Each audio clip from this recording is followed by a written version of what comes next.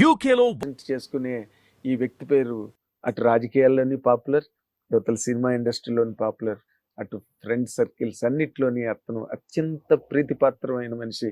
ఆ వ్యక్తి ఎవరో కాదు, he's none other than Bandla Ganesh బాబు. ఇప్పుడు మనతో పాటు ఉన్నారు. Let us really welcome him with both the hands. Good morning అన్నయ్య. గుడ్ మార్నింగ్ అన్నయ్య. గుడ్ మార్నింగ్ గణేష్ బాబు. అన్న నేను నువ్వు హిట్ టీవీలో చేస్తున్నావు, సూపర్ హిట్ టీవీలో చేస్తున్నావు, దేంట్లో నాకు తెలియదు నిజంగా. నేను ఇప్పుడు మీరు చెప్తే వింటున్నాను. నేను ఇది నాగేంద్ర కుమార్ గారికి ఇస్తున్న ఇంటర్వ్యూ. నేను లాస్ట్ 1 year నుంచి ఇంటర్వ్యూలు ఇవ్వద్దులే, ఎందుకు మన పనులు మనం చేసుకుందాం అని బిజీగా ఉన్నాను. కానీ మీతో నాకున్న 30 సంవత్సరాల సాన్నిహిత్యం, మీరు నన్ను 2 years బ్యాక్ తమ్ముడు ఇంటర్వ్యూ చేద్దామన్నారు.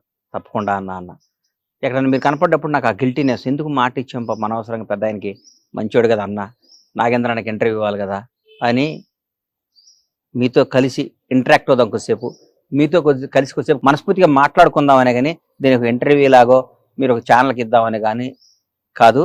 ఇది నా బ్రదర్ నాగేంద్ర కుమార్కి ఇస్తున్న interview. Oh really I'm honoured. ఎందుకంటే మీ ఇంటర్వ్యూ గురించి అని ఛానల్స్ వాళ్ళు ఎలా పరిగెడతారో, మీ కంటెంట్ కోసం ఎంత దానికి ప్రయారిటీ ఇస్తారో నాకు బాగా తెలుసు. అండ్ అఫ్ కోర్స్ మీడియా అందరికీ కూడా తెలిసిన విషయం. అదేం పెద్దగా నేను కొత్తగా ఆవిష్కరిస్తున్న సత్యమేం కాదు. కానీ బట్ ఈ సందర్భంలో కూడా in spite of your busy schedule నా మీద గౌరవం ఉంచి, ఎందుకంటే అలాంటి మనుషులు తగ్గిపోతున్నారు సొసైటీలో గానీ ఇండస్ట్రీలో గానీ. But still you're leading it. Thank you so much. చిన్న జీవితం ఇది, క్లీన్ గా వెళ్తాను ప్రయత్నం చేయాలి. ఈ రోడ్లో కూడా అప్పుడప్పుడు స్పీడ్ బ్రేకర్స్ వస్తాయి, దెబ్బలు తగులుతాయి, ఎదురు దెబ్బలు తగులుతాయి, లేచి కట్టుకోవాలి. స్పీడ్ బ్రేకర్ తగిలితే మళ్ళీ లేచి నిలబడి పరిగెట్టడమే జీవితం. మరి రీచ్ అవ్వాల్సిందే కానీ ఇట్లాంటి మామూలు చిన్న చిన్నవి కదా ఉంటాయి.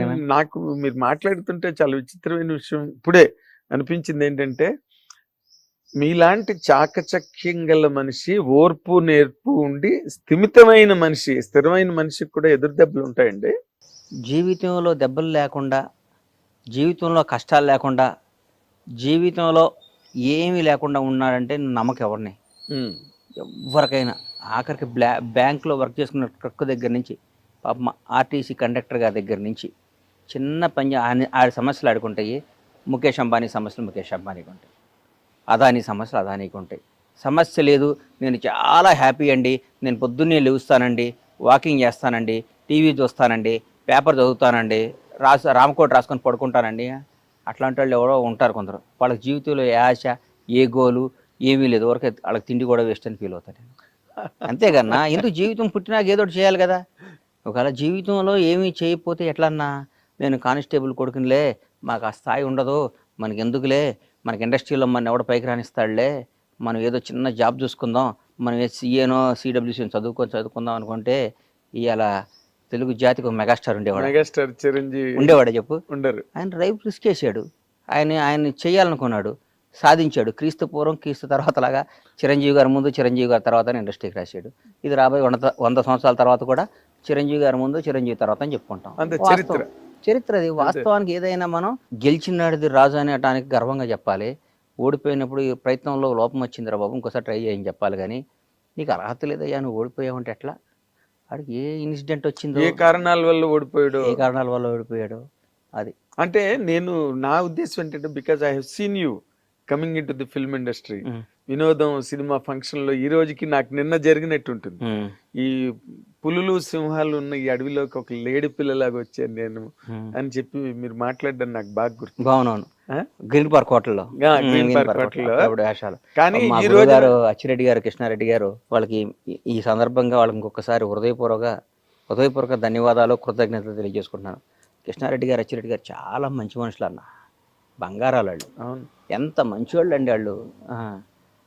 చూసావా వాళ్ళు ఎంతమందికి ఆ రోజు లైఫ్ ఇచ్చారు. ఇవాళ అయ్యో ఎంతమందికి ఎన్ని సినిమాలు తీశారు, ఎంత మంచివాళ్ళు.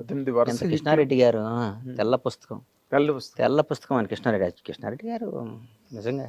అదే ఆ రోజు కట్ చేస్తే బండ్లు. కానీ అన్నా, నేను జీవితంలో మీరు అనుకున్నట్టు I'm not a successful man, నాకు తెలుసు. రియల్లీ నేను సక్సెస్ అయ్యానని మీరు అందరూ అనుకుంటారు, నేను కాదు, నాకు తెలుసు. ఇది చాలా విపరీతమైన స్టేట్మెంట్. నేను సక్సెస్ అయ్యానని అనుకుంటే ఎట్లా? నాకు ఇంత చిన్న వయసు కాదు, ఐఎమ్ 51. 51 ఏళ్ళకు కూడా ఇంకా జీవితంలో మనం ఇంకా గమ్యం జారలా, ఏమవుతామో తెలియట్లే. ఇంకా ముందు 100 సవాళ్ళు, ఇన్ని పెట్టుకుంటే సక్సెస్ ఎట్లా? సక్సెస్ఫుల్ మనుషులు వేరు. సక్సెస్ అయ్యారంటే ఈరోజు ఒక అచీవర్స్, ఒక చిరంజీవి గారు కానీ, ఒక చంద్రబాబు నాయుడు గారు కానీ, ఒక రేవంత్ రెడ్డి గారు కానీ, పవన్ కళ్యాణ్ గారికి మా బాస్ పవన్ కళ్యాణ్ గారు కానీ, వీళ్ళందరూ సక్సెస్ఫుల్ మనుషుల జీవితంలో. నేను ఎట్లవుతా? మనం ఇంకా ఒకరిని యాచించే స్థాయిలో ఉన్నప్పుడు సక్సెస్ అవుతుందని నేను అనుకోనన్నా. Still I'm in that position. నాకు అది నాకు అది కావాలని అడిగే స్థాయిలో ఉన్నా కాబట్టి నేను కాదు, నేను ఒకరిని శాసించే స్థాయికి వచ్చిన రోజు నాకు సక్సెస్ అయినట్టు. ఆ శాసించే స్థాయి నాకు వస్తుంది, నేను శాసిస్తాను. ఏ రంగంలో అంటారు? అన్ని నేను అనుకున్న రంగంలో నాకు ఇష్టం. అంటే సినిమా ఇండస్ట్రీలో మీరు ఆల్రెడీ ఒక స్లాట్ లేదు పవన్ కళ్యాణ్ కదా సినిమా తీస్తే ఏందంటున్నా? అది ఎంతమంది కలవ కదా సినిమా ఇండస్ట్రీ. అన్న ఒకటి గుర్తుపెట్టుకో, పవన్ కళ్యాణ్ అనే ఆయన బండ్ల గణేష్ అనేవాడికి 1 కోటి మంది ఉంటే ఒకరిని సెలెక్ట్ చేసి నాకు అవకాశం ఇచ్చాడు, అయిపోయింది. సినిమా తీయగాలని నేను గొప్ప కాదు, ఆయన నాకు అవకాశం ఇచ్చాడు, అది నా గొప్పతనం, నా అదృష్టం. ఆయన గొప్పతనం నా అదృష్టం. అంతేగాని సినిమా నేను తీసేదండి పవన్ కళ్యాణ్ సినిమా. ఆయన నాకు ఇచ్చిన అవకాశం నేను వాడుకున్నాను. కానీ ఈ రోజుకి కూడా నేను అప్ టు మార్క్ వెళ్ళలేదని నా ఫీలింగ్. నేను కసితో పనిచేయాలి, ఇంకా కష్టపడాలి, పిల్లల్ని బ్రహ్మాండంగా చేయాలి. ఈరోజు ఇండస్ట్రీలో చాలామందిని చూశాను. చాలామంది పిల్లలు సెకండ్ జనరేషన్లో ఎక్కడున్నారు? పెద్ద పెద్ద పిల్లలు సక్సెస్ అవ్వకపోతే మన లైఫ్ ఏంటన్నా? పిల్లలు సక్సెస్ అవ్వకపోతే మన లైఫ్ ఏంటి? కరెక్ట్. ఇప్పుడు పిల్లలు సక్సెస్ అవ్వని వాళ్ళ గురించి మీరు మాట్లాడుతున్నారు. సక్సెస్ అయిన వాళ్ళు ఒక రామ్ చరణ్ గారు, ఒక జూనియర్ ఎన్టీఆర్ గారు, ఒక మహేష్ బాబు, అదృష్టం. అదృష్టమా? 100%. కేవలం అదృష్టమేనా? వాళ్ళ అదృష్టం, వాళ్ళ కసి. రామ్ చరణ్తో వర్క్ చేసే కదన్నా. అవును. చరణ్ అనేవాడు బ్లూ బ్లడ్ అన్న మనిషి, వ్యక్తిత్వం కలడు. అవునా? చిరంజీవి గారి మంచితనానికి దేవుడు కరెక్ట్ కొడుకునిచ్చాడని ఫీల్ అవుతుంటా అప్పుడప్పుడు నేను. నిజంగా కరెక్ట్. ఆయన మంచితనానికి మంచి కొడుకునిచ్చాడు దేవుడు అనుకుంటా. డిగ్నిటీ, రాయల్టీకి అది మంచితనం. ఈ ఇండస్ట్రీలో కూడా మనం ఊరికే బేసిక్గా జనాన్ని ఊరికి పొగటం అనవసరం, ఎక్కువ పొగడకూడదు. వాళ్ళకి టాలెంట్ ఉంది, వాళ్ళకి దమ్ము ఉంది, వాళ్ళకి అన్ని ఉన్నాయి, కలిసి వచ్చినాయి అనుకోవాలి. కానీ ఊరికి అబ్బబ్బబ్బా నువ్వు ఇంద్రుడివి, నువ్వు చంద్రుడివి, నువ్వు మామూలుడివి కాదు, నీలాంటి పుట్టక ఇంకోటి పుట్టడు, నీలాంటి పుట్టక ఇంకొకటి పుట్టడు, నువ్వు పుట్టినప్పుడు నువ్వు నీ జన్మ ధన్యమైపోయింది, ఇవన్నీ మాటలు ట్రాష్ అని నేను ఫీల్ అవుతున్నా. అనవసరం. మనతో వాళ్ళకి అవసరం కల్పించుకునే విధంగా మనం పెరగాలి. ఈ బండ్ల గణేష్ ఉంటేనే ఈ ప్రాజెక్టు న్యాయం చేస్తాడ్రా అన్న స్థాయిలో మనం ఉండాలి. ఈ పని చేయాలంటే బండ్ల గణేష్ ఉంటేనే బాగుంటుందిరా అనే ఆలోచన వాళ్ళకి కలిగే విధంగా మనం పెరిగితేనే మన సక్సెస్. కానీ సార్ మీరు ఎంత పొడుగు సార్, మీరు నడిస్తే అద్భుతం సార్ అంటే చాలామంది ఉన్నారు. చాలామంది హీరోల దగ్గర చిన్న చిన్న వేషాలు వేసి పొగిడేవాళ్ళు చాలామంది ఉన్నారు. వాళ్ళ జీవితం నా జీవితం ఒకటి పొగడతకి ఉండకూడదని నా నమ్మకం. నేను పొగిడించుకునే స్థాయిలోకి రావాలని నా ఆశ. వస్తా అన్న కాదు అంటే ఇంకా మీరు పొగిడించుకునే స్థాయిలోకి రాలేదు. ఎక్కడ వచ్చానన్నా? నిజంగా మాట్లాడతాం. ఇదేం అచీవ్మెంట్? ఇది అచీవ్మెంటా? మీతో పాటు అయ్యన్న అనవసరం. నా చిరంజీవి గారితో పాటు ఇండస్ట్రీకి వచ్చిన వాళ్ళు, పవన్ కళ్యాణ్ గారితో పాటు హీరోలుగా వచ్చిన వాళ్ళు, రేవంత్ రెడ్డి గారితో పాటు రాజకీయాల్లోకి వచ్చిన వాళ్ళు, చంద్రబాబు నాయుడు సమకాలికులు. చంద్రబాబు నాయుడు గారితో చాలా మంది సమకాలికులు ఉన్నారు, రిటైర్డ్ అయిపోయారు, చనిపోయారు. ఆయన ఫస్ట్ టైం ముఖ్యమంత్రిగా ప్రమాణ స్వీకారం చేసినప్పుడు ఆయన మంత్రివర్గం ఫోటోలు చూడండి ఎంతమంది ఉన్నారు. ఇప్పుడు సెకండ్ టైం చేసినప్పుడు ఎంతమంది ఉన్నారు, థర్డ్ టైం చేసినప్పుడు ఇప్పుడు ఎంతమంది ఉన్నారు. Still today is young man, is fighter. Pawan Kalyan garu ఆయనతో పాటు హీరోలుగా జనరేషన్లో ఆ టైంలో 25 ఏళ్ళు అక్కడమ్మ ఇక్కడ అబ్బాయి. ఇప్పుడు నేనే ప్రత్యక్ష సాక్షిని. సుస్వాగతం దగ్గర నుంచి ఆయనతో పాటు ప్రయాణించినాను కదా. ఆయనతో పాటు ఎంతమంది వచ్చారు, ఎంతమంది ఉన్నారు? ఎవరయ్యారు? పవన్ కళ్యాణ్ పడయ్యాడు. చిరంజీవి గారు తమ్ముడు అయ్యాడంటే ఎట్లా? చిరంజీవి గారు తమ్ముడు లేరా? చిరంజీవి గారు చాలామంది లేరా? చిరంజీవి గారు బంధువులు లేరా? ఎందుకు పవన్ కళ్యాణ్ చిరంజీవి గారిని కూడా తలదన్నే స్థాయికి వెళ్ళాడు. నిజంగా మాట్లాడుకోవాలంటే అంటే నేను మనస్పాటి నాకు అని కాదు, ఆ స్టేజెస్ లో కూడా చిరంజీవి గారు కూడా ఆశ్చర్యపోయిన సందర్భాలు ఉన్నాయిగా. పవర్ స్టార్ అని అరుస్తుంటే చిరంజీవి గారు గ్యాప్ ఇచ్చి మాట్లాడకుండా నేను కూడా అంటే పవన్ కళ్యాణ్ గారి మీద కూడా నేను నా జీవితంలో ఈడు అద్భుతం ఆహాహా అని పొగడకూడదు అనే డెసిషన్ తీసుకున్నాను నేను. ఎందుకు పొగడాలన్న మనం పొగిడించుకునే స్థాయికి రావడానికి ప్రయత్నం చేయాలి. అంటే మీరు ఒకరిని ఆ విధంగా చాలా అలంకారప్రాయంగా మీరు పొగిడిన సందర్భం ఒక్కసారి నేను చూశాను. అది పవన్ కళ్యాణ్ గారిని పొగడపోతే నాది బతుకు కదన్న. పొగడపోవటం అంటే ఆయన మీద నా కృతజ్ఞతను ఎల్లబొట్టకపోతే నేను బండ్లా నాగేశ్వరరావు బండ్లా సీతకు పుట్టానన్న జీవిత సత్యం ఎంత నిజమో, మా తల్లిదండ్రుల పేరు ఎంత నిజమో, పవన్ కళ్యాణ్ అనేవాడు కృతజ్ఞతగా ఉండటం అంత నిజం. అది అది జనం అనుకోవచ్చు, పవన్ కళ్యాణ్ పొగుడుతున్నాడు రా, అది నేను అవసరం లేదు. నా జీవితం నువ్వు ఎప్పుడైనా చెక్ చేసుకో అన్నా, నేను ఎవరైనా సింహభాగాన్ని ఉన్నప్పుడు వాడితో గొడవ పడుతుంటా. రాష్ట్రాన్ని శాసిస్తున్నారు, కను సైగితో శాసిస్తున్న టీఆర్ఎస్ ప్రభుత్వం మీద ఎదిరిన నేను. అవును, భయం పొగడలేదు ఎప్పుడు. నెవర్ నా ప్రాణం పోవటానికై నేను సిద్ధపడతా, నేను పొగను. నేను కాంగ్రెస్ దాదాపు మీరు 2004 2003 బొత్సన్న 2004 అప్పుడు. అంతకుముందు నేను 2000 నుంచి నేను వాళ్ళతో సన్నిహితంగా ఉన్నా. 2000 నుంచి నన్ను చూశారు మీరు. అవును, నేను ఏ రోజైనా పార్టీ మారానా? ఏం లేదు. 2009లో చిరంజీవి గారు పార్టీ పెట్టినప్పుడు కూడా చిరంజీవి గారు అంటే ఇష్టం, నేను పార్టీ మారానా? మారలేదు. ప్రజారాజ్యంలోకి వచ్చానా? మనకి డిస్కషన్ కూడా జరిగింది. నేనేమన్నా నేను రానా, నేను కాంగ్రెస్లోనే ఉంటానని చెప్పాను. నాకు ఇష్టం కాంగ్రెస్ అంటే. ఈ రోజు కూడా చెప్తున్నా, పవన్ కళ్యాణ్ అని ఆయన పార్టీ పెట్టి వాస్తవం చెప్తున్నా, పవన్ కళ్యాణ్ గారు నాకు ఇక అంతకంటే అల్టిమేట్ ఎవరు లేడు. ఆయన జనసేన పార్టీ పెట్టినప్పుడు నాకేమాత్రం మనస్సాక్షి నేను క్వశ్చన్ చేసుకుంటే నేను ఎవరి దగ్గర పనిచేయాలన్నా, ఎవరితో తిరగాలి, నిజం చెప్పు. పవన్ కళ్యాణ్ గారితో కదా, అన్డౌటెడ్ కదా, దాంట్లో డౌట్ ఇంకేముందా? డౌట్ తేడా ఉందా? ఇంకేం లేదు. నేను ఎందుకు వెళ్ళలేదంటే నా మనస్సాక్షిని, నా ఇష్టాన్ని, నా ప్రేమని, కాంగ్రెస్ పార్టీ మీద నా అభిమానం డామినేట్ చేసి ఆయన బాగుండాలి, ఆయన అక్కడ కింగ్ అవ్వాలి, కానీ నేను కాంగ్రెస్ పార్టీలో ఉండాలి. దానికి తెలుసు. దానివల్ల నేను అక్కడ పోతే నన్ను అందల మీద పెట్టేవాడు ఆయన. 100% అందలం మీద పెట్టేవాడు, అందలం మీద పెట్టుకునేవాడు. అవును, రారా అనేవాడు, కూర్చోబెట్టుకునేవాడు. నాకు వేరుగా ఉండేది. నాకు అవన్నీ త్యాగం చేశాను నేను బికాస్ ఆఫ్ కాంగ్రెస్ పార్టీ. అట్లాగే చంద్రబాబు నాయుడు గారు అరెస్ట్ చేశారు. తెలుగు జాతి మొత్తం ఉలిక్కి పడిపోయింది పాపం. ఆయనతో లబ్ధి పొందారు జనం అందరూ. చంద్రబాబు గారు పాపం ఆయన 14 ఏళ్ళు ముఖ్యమంత్రిగా ఉన్నప్పుడు ఆయన్ని పొగిడారు, అది చేశారు, ఇది చేశారు. అసలు ఆయన అద్భుతం అన్నారు, ఇదన్నారు. ఆయన జైల్లో చేస్తే వాళ్ళందరూ నమ్మే భగవంతుడి మీద, వాళ్ళకి జన్మనిచ్చిన తల్లిదండ్రుల సాక్షిగా, వాళ్ళ బిడ్డల సాక్షి చెప్పమను, ఎంతమంది బయటకు వచ్చి ఆయనకు మద్దతుగా నిలిచారు? ఎవరు లేరు. ఒక్కళ్ళు చెప్పండి. ఏదో మొసలి కన్నీళ్ళు, లేకపోతే దొంగతనంగా, అది కూడా నోరు తెరిచి ధైర్యంగా ఎవరు మాట్లాడారు? పవన్ కళ్యాణ్. తర్వాత నేను కూడా మాట్లాడాను. కేబీఆర్ పార్క్లో బయటకు వచ్చా, నాకు తెలియదు, వాక్ చేసుకుంటూ బయటకు వచ్చా. ఎవరో పాపం పిల్లలు వచ్చారు, వచ్చి కళ్యాణ్ బాబు పవన్ సేవ్ డెమోక్రసీ అది ఇదని పెట్టారు. అప్పుడే మెట్రో రైల్లో చేస్తుంటే అంతకు ముందు రోజు టీఆర్ఎస్ పార్టీ వాళ్ళు ఎవరో ఇక్కడ చేయడానికి వీల్లేదు, కేటీఆర్ గారే మర్చిపోయా, పెళ్ళి మీ ఊళ్ళల్లో చేసుకోండి, ధర్నాలు మీ ఊర్లలో చేసుకోండి అని వ్యంగ్యంగా మాట్లాడారు. చంద్రబాబు నాయుడు గారిని అరెస్ట్ చేసి నా కడుపు రగిలిపోయింది. అంటే అధికారం ఇట్లా మాట్లాడిస్తుందా?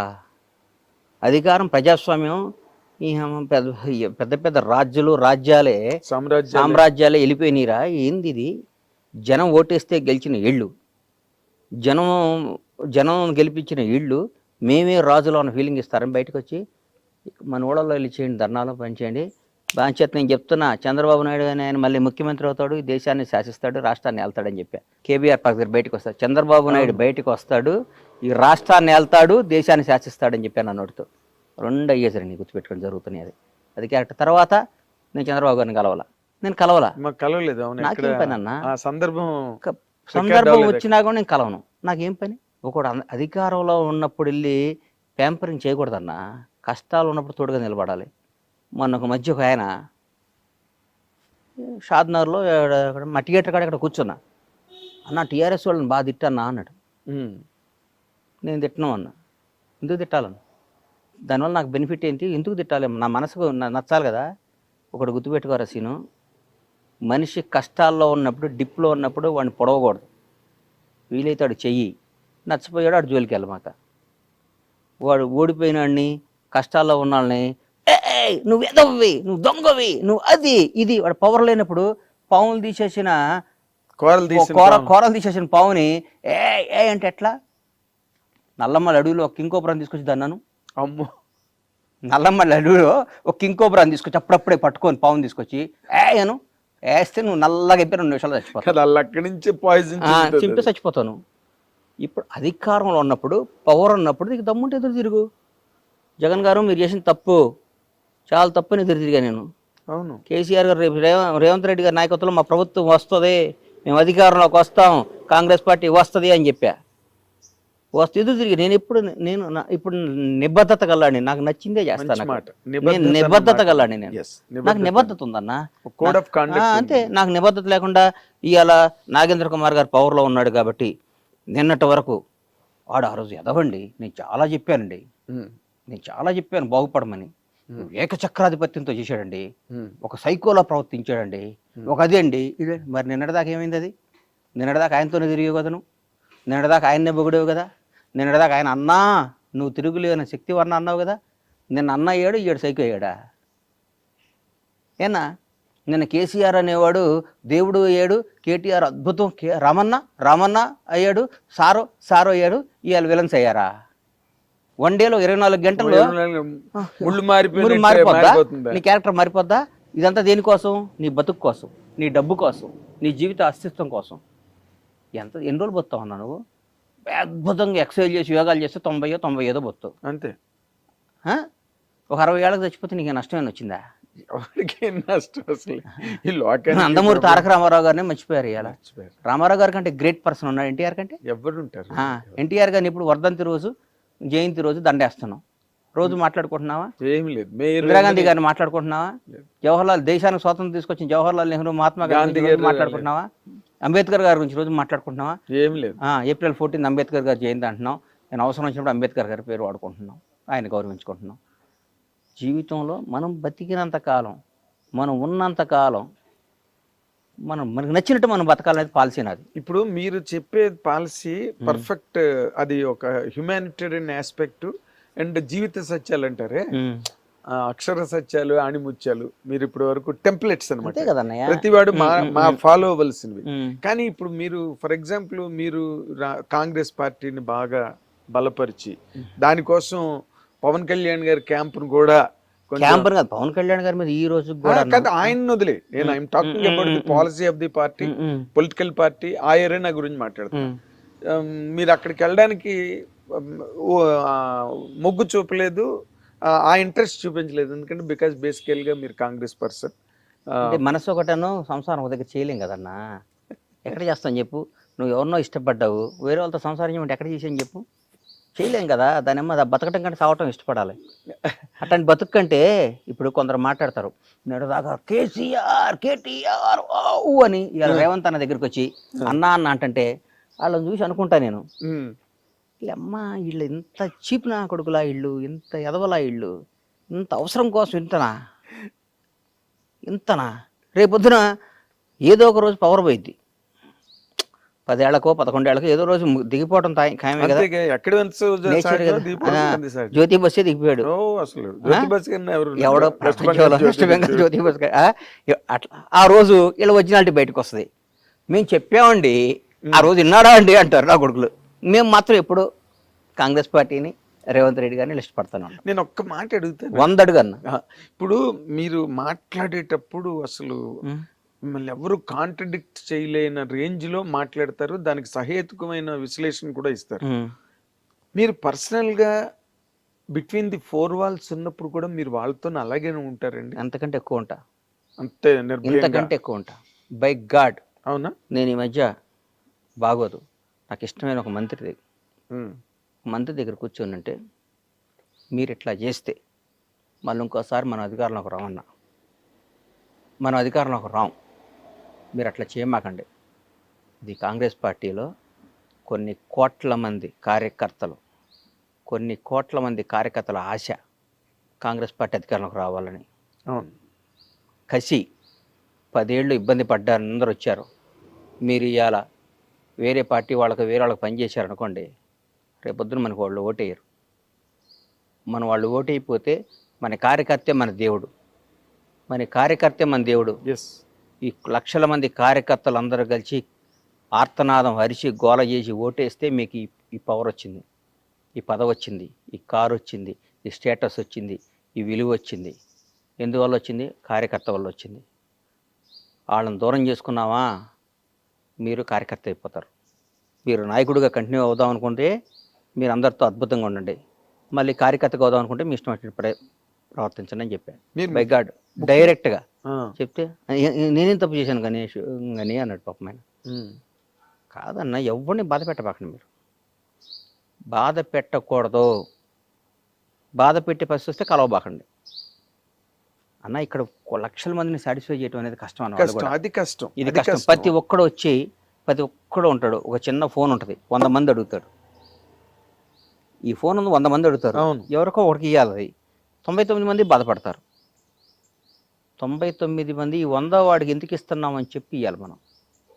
ఈ ఫోన్ను ఈయన బాగా వాడతాడు, ఈ ఫోన్ కోసం ఈయన 10 ఏళ్ళు ఇంత చేశాడు, ఆమె ఏం చేయలేదంటారు, మీకు ఇంకో అవకాశం వచ్చింది, దాన్ని ఇస్తా, మనందరం కలిసి ప్రయాణిద్దాం అని అందరినీ ఇంప్రెస్ చేసి వాళ్ళ సమేతంగా ఈ 100వ ఫోన్ అడిగిస్తే వాళ్ళు ఉత్సాహంగా ఉంటారు.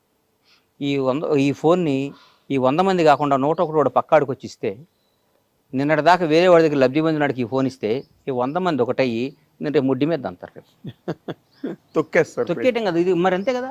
ఈ 100 మందిలో ఒకటికి ఎస్, వాళ్ళు వెనకాతలు ఉండి కష్టపడి నానా బాధలు పడి ప్రాణం పెట్టారు కదన్నా, ప్రాణం పెట్టారు. ఎంత అండి. కానీ కాదు, ఇప్పుడు మంత్రితో చెప్పారు, ముఖ్యమంత్రితో కూడా ఇలాగే మాట్లాడతారండి మీరు?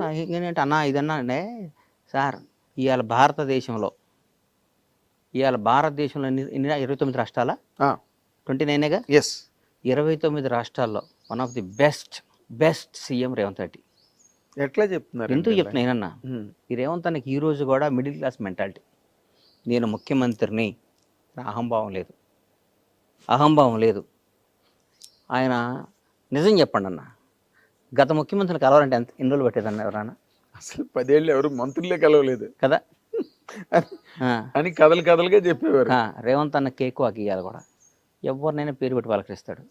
రేవంత్ రెడ్డి గారికి ఉన్న బ్యూటీ ఏంటంటే వాళ్ళ ఫ్యామిలీ మిస్సెస్ కానీ వాళ్ళ బ్రదర్స్ బయట అనుకుంటారు దోచుకు తింటున్నారు ఊరికే. ఇప్పుడు అందరం ద్రాక్ష పండు పొలనా కదన్నా, న్యాయం చరిత్ర చెప్పారు కదన్నా, చరిత్రలోనే ఉంది కదా, అందరం ద్రాక్ష పండు పొలనా, ఆడు మంచివాడు కాదు.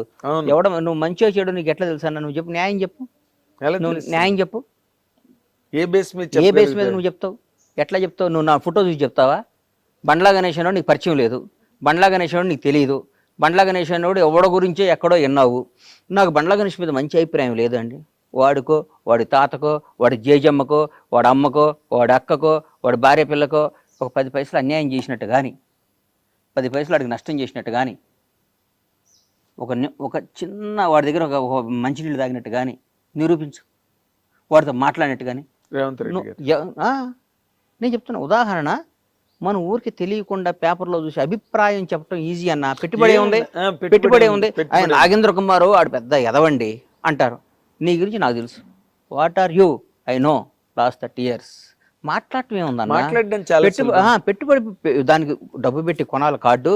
నువ్వు పెద్ద బూత్ తిట్టాలంటే 1000 రూపాయలు పెట్టి కొనాలి, ఇంకా భయంకరమైన బూత్ తిట్టాలంటే 1,00,000 రూపాయలు పెట్టి టోకెన్ కొనాలి అని రూల్ పెట్టమను. ఎప్పుడు ఎవరిని తిట్టడు, ఒక టోకెన్ పెట్టమనన్న, నీకు అర్థం కాలేదా? వాడిని అతి భయంకరమైన తల్లిదండ్రులు తిట్టాలంటే 1,00,000 రూపాయలు పెట్టి టోకెన్ కొనాలి, రీఛార్జ్ చేయాలి. ఫోన్ చేస్తే ఆ బూత్ వల్ల ఛార్జ్ దిగిపోద్ది, కరెంట్ మీటర్కి ఛార్జ్ చేసినట్టు చెగిపోద్ది. మనం తిట్టే బూతుల వల్ల మన బ్యాంక్ బ్యాలెన్స్ తగ్గిద్దని రూల్ పెట్టమని, కట్ అయిపోద్ది అనమాట. ఎవడన్నా తిడతాడా సార్? ఎవడన్నా పొగిడితేనే బ్యాంక్ బ్యాలెన్స్ పెరుగుతుంది, ఎవడన్నా తిట్టినా బ్యాంక్ బ్యాలెన్స్ తగ్గిపోద్ది అంటే ప్రతి ఒక్కడు. నాగేంద్ర కుమార్ గారు సాక్షాత్తు శ్రీరామచంద్రుడి వంశంలో పుట్టారండి. ఆయన నడక రాముడి కన్నా సీతాదేవిని డౌట్లో పడి మళ్ళా అరణ్యవాసం పంపించాడు సీతాదేవిని శంకించి. నాగేంద్ర కుమార్ అంతకంటే గొప్పవాడండి అంటారు. బ్యాంక్ బ్యాలెన్స్ పెరగటం పెరుగుతుంటుంది. ఇక్కడ ప్రపంచాన్ని శాసిస్తుంది డబ్బు అన్న. నాగేంద్ర గుర్తుపెట్టుకో, ఇవన్నీ ఊరికే టైం పాస్. నా కొడుకులు అందరూ పెట్టుబడి లేదు కాబట్టి. ఇందాక మాట మాత్రం సూపర్.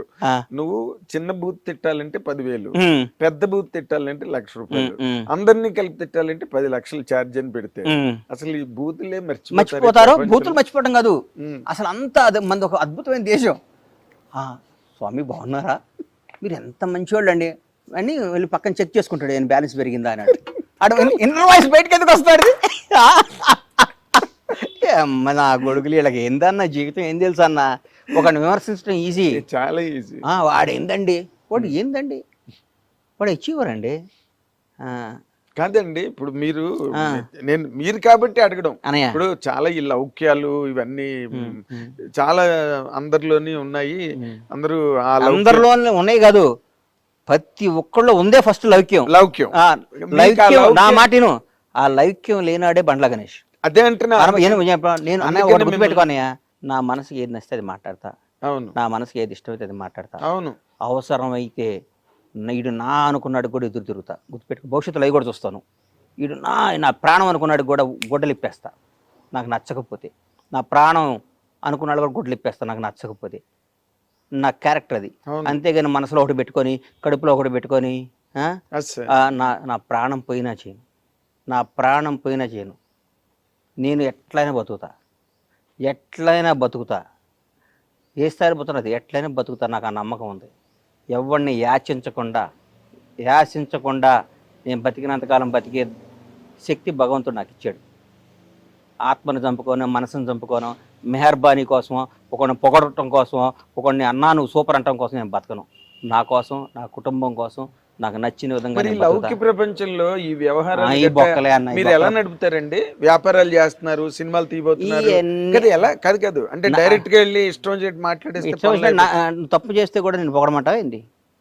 నువ్వు తప్పు చేసావన్నా, నువ్వు నచ్చలేదు, నేను నిన్ను విపరీతంగా ప్రేమించానన్నా, 4-5 సార్లు ప్రేమిస్తా అన్నావు అనుకో, 5వ సారి తీసి నోట్లో పెడతా. నీకు అర్థం కదా?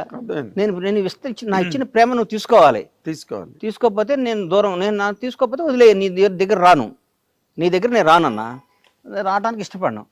కానీ నువ్వు నన్ను గెలకాలని ప్రయత్నించో, నన్ను ఎక్కడన్నా మాట్లాడేవు అనుకో, నేను బతకనిస్తానా అన్న? నువ్వు ఎవడవైనా కానీ నిన్ను బతకనిస్తానా? అసలు ప్రశ్న లేదు. నిన్ను సంఘటనలు కూడా నాకు తెలుసు కాబట్టి బతకని నేను అయ్యో నేను ఇష్టపడి గౌరవంతో ప్రేమతో ఉంటా, అంతేగాని భయపడి మాత్రం నా ప్రాణం పోయినా ఉండను ఎవడైనా కానీ. అది నేను అంటుంది సార్. ఇప్పుడు నేను ఎందుకు మాట్లాడుతున్నానంటే, మీరు ఈ మధ్య రోజుల్లో కొంచెం లౌక్యం ప్రదర్శిస్తున్నారేమో అని అనిపించిన సందర్భాలు నాకు 1-2 ఉన్నాయి. అదేంటంటే, హైడ్రా అనేది సినిమా ఇండస్ట్రీలో ఫస్ట్ నాగార్జున గారిది అన్కన్వెన్షన్ కూల్చినప్పుడు కూడా మీరు ఏమి పెద్ద మాట్లాడినట్టుగా దాఖలాలు లేవు. అన్న ఒకటి గుర్తుపెట్టుకున్నా, బేసిక్గా చెప్తున్నా, నేను కాంగ్రెస్ కార్యకర్తని. నేను ఈ 1 year ముందు కూడా గత 10 ఏళ్ళు ప్రతిపక్షంలో ఉన్నా. మా నాయకుడికి పట్టాలు ఇచ్చాం. ఆయన ముఖ్యమంత్రి, ఒక ముఖ్యమంత్రి పదవి ఊరకే రాలా. ఆయన జీవితాన్ని, ఆయన కుటుంబాన్ని, ఆయన జీవితాన్ని పణంగా పెట్టాడు. ప్రాణాలని పణంగా పెట్టాడు. 100%. రేవంత్ రెడ్డి అని ఆయన ప్రాణంగా పణం పెట్టాడు. పొరపాటున చాలా మనసాక్షి ఒక మాట చెప్పాలి నీకు, పొరపాటున మేము రాలేదనుకో, ఫస్ట్ విక్టిమ్ రేవంత్ రెడ్డి గారే. 100%. ఆయన బ్రదర్స్, ఫ్యామిలీ రేవంత్ రెడ్డి గారి తర్వాత వాళ్ళ బ్రదర్ కొండలరెడ్డి వాళ్ళందరూ చెప్తున్నాం, వాళ్ళు ఒక నిబద్ధత గల మనుషులు. నేను ఒక్కోసారి వాళ్ళ బ్రదర్ని అడిగా, కొండలన్న నువ్వు మంచి పదవి తీసుకోవాలి అన్న. నాకు వాళ్ళ కుటుంబంతో నా సన్నిహితం, నాకు అట్లా చనువు సన్నిహితం బాగా దగ్గర. నాకు అన్న, నేను బతికేది నా అన్న కోసం, నా భార్య నా కొడుకు కంటే నాకు నా అన్న ముఖ్యం, నా అన్న జీవితం ముఖ్యం. నా అన్నను ముఖ్యమంత్రిగా చూడటం నా జీవితంలో నాకు పెద్ద పదవి, నాకు ఏ పదవి వద్దు, నాకు ఏ రూపాయి వద్దు అన్నాడు. Very good. ఎందుకంటే ఆ స్టేజ్కి వెళ్ళిన తర్వాత ఏదో ఒకటి పెద్ద స్థాయి లాక్కుందాం. నేను ఎంతమందిని చూశానన్న ముఖ్యమంత్రుల్ని. నేను హైదరాబాద్కు వచ్చిన కొత్తలో రామారావు గారు అత్యంతంగా ఎలక్షన్కి వెళ్ళిపోయి ఓడిపోయారు. తర్వాత చెన్నారెడ్డి గారు, తర్వాత నిదురుమల్లి జనార్దన్ రెడ్డి గారు, కోట్ల విజయభాస్కర్ రెడ్డి, అంటే నీ పక్కన యూసఫ్ కూడా ఈ సీనియర్ కానీ జీవులు అందరి దగ్గర నుంచి చూసినండి కదా విజయభాస్కర్ రెడ్డి గారు. తర్వాత మళ్ళీ రామారావు గారు రావటం, చంద్రబాబు గారు ముఖ్యమంత్రి అవటం, తర్వాత 10 ఏళ్ళు ఆయన ఉండటం, తర్వాత రాజశేఖర రెడ్డి గారు అవటం, తర్వాత రాజశేఖర రెడ్డి గారు మళ్ళీ గెలవటం, మళ్ళీ ఆయన ఓడిపోయినాక చనిపోయినాక రోషే గారు అవటం, కిరణ్ అన్న అవటం, తర్వాత రాష్ట్రం విడిపోవటం, 10 ఏళ్ళు కేసు, ఇవన్నీ దగ్గర నుంచి ఇట్లా చూసినాండి నేను. నాకు గత 10 ఏళ్ళు నేను టీఆర్ఎస్ వాళ్ళ దగ్గరికి వెళ్ళలేదు, కానీ అంతకుముందు ప్రతి మంత్రి దగ్గరకో ముఖ్యమంత్రి దగ్గరకో ఏదో విధంగా వెళ్తూ ఉండేవాడినే కదా నేను. నాకు తెలుసు కదా. వీళ్ళందరిలో Revanth Reddy family beautiful family అన్న నేను దగ్గర నుంచి నీకు చెప్తున్నా, నిజంగా చెప్తున్నా నేను. ఆయన పక్కన ఉన్నాళ్ళు ఏమైనా తప్పు చేసి ఆయన మీద ఇప్పుడు నీ దగ్గర నీ టీంలో ఎవరు తప్పు చేసినా నాగేంద్ర కుమార్ టీం అంటారు కన్నా, అవును అవును, అంటారు కదా. That's correct. మా దగ్గర మొత్తం ఒక 800 మంది వర్క్ చేస్తారు. మా ఫామ్స్లో కానీ అన్నిట్లో 800 మంది వర్క్ చేస్తారు. 800 నుంచి 1000 మంది ఉంటారు. వాళ్ళలో ఎవరు తప్పు చేసిన బండ్ల గణేష్ పౌల్ట్రీలోనే అంటారుగా. అవును, అంతే, ఇంకా వర్కర్ల పేర్లు చెప్పరు కదా. అంతేగా. అక్కడ వాళ్ళు ఎవడో తప్పు చేసి ఆయన అంటే, వాళ్ళు ఎవడో తప్పు చేస్తే సీఎం గారు బ్రదరో సీఎం అంటే అది పాపం మనకి ఎట్లా వస్తుంది అని నా ఫీలింగ్ అంతే. అఫ్ కోర్స్, నేను అన్నది ఏంటంటే అలాంటి హైడ్రా లాంటి సందర్భం జరిగి మొట్టమొదటే నాగార్జున గారి తాలూకు కన్వెన్షన్ టార్గెట్ చేసి దాన్ని ఓవర్ నైట్ కూల్చేసి దానికి ఏదో ఒక నోటీసులు లేకపోతే ప్రయర్ ఇన్ఫర్మేషన్ ప్రిపరేషన్ ఏమి లేదు. అసలు అలాంటివి జరుగుతున్నప్పుడు హైడ్రా మీద కూడా చాలా వ్యతిరేకత వచ్చింది ఓవరాల్ గా. అంటే నేను చెప్పలేను, అంటే నేను ఒక సినిమా రంగానికి సంబంధించినాడిగా, అందుకే సినిమా వాళ్ళంటే ప్రాణం నాకు. ఈ రోజు కూడా చెప్తున్నాను, నువ్వు రాజకీయం సినిమా అంటే సినిమా సూర్యుడైతే రాజకీయం అనేది నేను దానికి విలువ కట్టలేను అసలు. నాకు అంత సినిమా ఇండస్ట్రీ అంత గొప్పది. కళామ తల్లి చాలా గ్రేట్ అన్న. సినిమా రంగం ఒకటి గొప్ప విషయం చెప్తాను మీకు, ప్రపంచంలో దేనికైనా రిజర్వేషన్ ఉందన్న, దేనికైనా. ఐఏఎస్లకి ఐపీఎస్లకి ఎనీథింగ్, ఎమ్మెల్యే అవడానికి ఎంపీ అవడానికి ఉంది. సినిమా రంగంలో రిజర్వేషన్ ఉందన్న, దాన్ని మించింది ఇంకేముందన్న. సినిమా రంగంలో రిజర్వేషన్, టాలెంటే రిజర్వేషన్ అంతే. టాలెంట్. తమిళనాడు వెళ్తున్న విజయ్ ఒక క్రిస్టియన్ ఎస్సీ, అవును, టాలెంట్. ఎంతమంది రజనీకాంత్ క్రాచ్ చేసాడు ఇలా. అవును, మనం అందుకని ఎవరికి టాలెంట్ ఉందో, ఎవరికి దమ్ము ఉందో, ఎవరికి ఏముంది, ఏ రిజర్వేషన్ లేదు. పలానా ఆయన కొడుకు ఆయన సినిమా చూడాలని లేదు. అవును, అసలు అలాగైతే ఎన్ని సినిమాలు ఆడాలి. అంతేకన్నా. RTC driver conductor Yash, driver కొడుకు యాష్ ఇవాళ కన్నడ సూపర్ స్టార్. అవును, కరెక్ట్. చిరంజీవి గారు నాన్న కానిస్టేబుల్, మెగాస్టార్. అవును, ఆయన ఎంతమంది ఒక తరాన్ని తీసుకొచ్చాడు, ఎంతో మందికి ఒక భరోసా కల్పించాడు కదన్నా. అరే ఎవడైనా, ఒక ఇస్త్రీ చేసుకునేవాడి పిల్లాడైనా, ఆర్టీసీ రిక్షా దొక్కేవాడి పిల్లాడైనా, ఒక చిన్న ఎంప్లాయీ పిల్లాడైనా, ఒక చిన్న ఆర్టీసీ డ్రైవర్ పిల్లాడైనా, చిన్న కోడిగుడ్లు అమ్ముకునే కోళ్ళ రైతు పిల్లాడే, కోళ్ళ రైతు, ఒక 2000 కోళ్ళు ఉన్న కోళ్ళ రైతు కొడుకైనా సరే సినిమా రంగానికి వెళ్ళొచ్చు, పైకి రావచ్చు అంటానికి. ఎట్లా వస్తాం రా మనం, మన రానివ్వరు రానే వాళ్ళకి. నాన్న చిరంజీవి వాళ్ళ నాన్న మేము కానిస్టేబుల్ అంట, నాన్న మెగాస్టార్ కాలేదా అని గొడవ పడే స్థాయికి తీసుకొచ్చి ప్రపంచానికి ధైర్యాన్ని తీసుకొచ్చి ప్రపంచానికి భరోసా ఇచ్చిన వ్యక్తి మెగాస్టార్. మనం అట్లాంటప్పుడు దాని సినిమా రంగం అనేది, సినిమా చిరంజీవి గారు వచ్చాడు రాజకీయాల్లోకి, కేంద్ర మంత్రి పదవి చేశారు, అన్ని చేశారు. ఈ మనకి మన స్టైల్కి నచ్చదరా అన్నాడు. షర్ట్ తిప్పినంత ఈజీగా రాజకీయాన్ని పక్కన పడేసాడు. ఆయన ఒరిజినాలిటీ చేసుకున్నాడు, బ్రహ్మాండంగా యాక్ట్ చేసుకుంటున్నాడు. అవును, ఇంటర్వ్యూలో చెప్పారు కూడా, నాదేని ప్రపంచం నేను ఎన్నిసార్లు అనిపిస్తుందో. మనం 15 సంవత్సరం వచ్చాం, నాకు ఏజ్ ఆఫ్ 15 ఇయర్స్ నేను ఇండస్ట్రీకి వచ్చా కదన్నా. నేను 16 సంవత్సరం ప్రేమ ఖైదీ యాక్ట్ చేస్తుంటే జూనియర్ ఆర్టిస్ట్గా మేము అందరం ఇన్స్టిట్యూట్ నుంచి తీసుకొస్తే మీరు వచ్చేవాళ్ళు. అప్పుడు మీరు ఆంధ్రజ్యోతిలో దీంట్లో రిపోర్టర్గా ఉండేవాళ్ళు. అప్పుడు చూసేవాడు నాగేంద్ర కుమార్ గారు. అప్పటి నుంచి మీరు అంటే దాదాపు 35 ఇయర్స్ 36 ఇయర్స్ అప్పటి 35 అప్పటి నుంచి చూస్తున్నా కదా. అందుకని సినిమా రంగంలో ఉన్న ఆనందం, సినిమా రంగంలో ఉన్న దీంట్లో ఉందన్న. 1,00,000 కోట్లు ఉండొచ్చు అన్న, అవతలాడికి 1,00,000 కోట్లు ఉండొచ్చు. సినిమా హీరో, సినిమా డైరెక్టర్ వస్తే వాడు లేచి నుంచోవాల్సిందే. సక్సెస్ఫుల్ మనిషి వస్తే, ఎవడన్నా ఆయన మొన్న ఈ మధ్య పెద్ద ఆయన బర్త్డే చేసుకున్నాడు, సినిమా హీరోలు నీ స్పెషల్ ఫ్లైట్లు వేసుకొని తీసుకెళ్ళి చేసుకున్నాడు. ఆయనకి ఎంతో డబ్బు ఉంది, ఎంతో మంచోడు. కానీ వీళ్ళందరూ ఆయనకి వాల్యూ ఎక్కడొచ్చింది? సినిమా రంగం. సినిమా వాడండి అంటారు.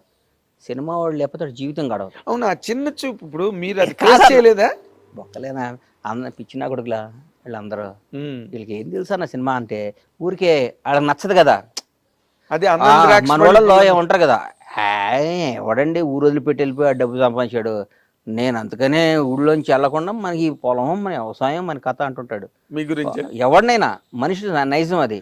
వాడు అసంబద్ధుడు. వాడు అరుగు మీద కూర్చొని లింగి కట్టుకొని ఈనాడు పేపర్ చదివి ఒక సొట్ట కాల్చుకొని ఇంటికి వెళ్ళి అన్నం తిని పడుకొని వాడు అదే వాడు జీవితం. వాడు నువ్వు సాధించి హైదరాబాద్ వచ్చి ఒక 1000 కోట్లు సంపాదించి ఆ 1000 కోట్లు అందరికి దానం చేసి మళ్ళీ ఊరు పోయి అరుగు మీద కూర్చొని మాట్లాడు. అంటే కాదు, ఈ మధ్య రోజుల్లో మన సినిమా పరిశ్రమకి సంబంధించి ఇప్పుడు ఎవడ సినిమా వాడిని ఎవరు విమర్శించలేదన్న. నువ్వు ఒకప్పుడు చేసేవాళ్ళు అట్లా, ఇప్పుడు సినిమా అంటే ఎందుకంటలేదంటే సినిమా అనే దాని స్టామినా, సినిమా పవర్ వాళ్ళకి అర్థమైపోయింది. దాని రేంజ్, సినిమా రేంజ్ మారిపోయింది. సినిమా రంగంలో ఉండటం అనేది పూర్వజనం సుకృతం నాగేంద్ర అన్న.